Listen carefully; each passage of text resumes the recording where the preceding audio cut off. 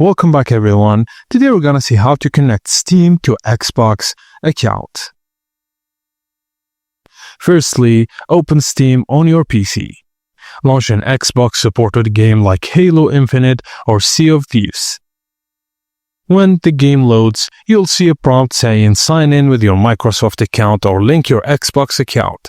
Click the option to sign in. Now a sign-in window will appear. Enter your Microsoft email and password. This must be the same account you use for Xbox. And after you log in, the game will confirm that your accounts are now linked. Some games will display your Xbox gamer tag on the screen. From now on, progress, friends and achievements may sync across both platforms depending on the game. And that's it guys, as simple as that. Thank you for watching and please don't forget to like and subscribe for more.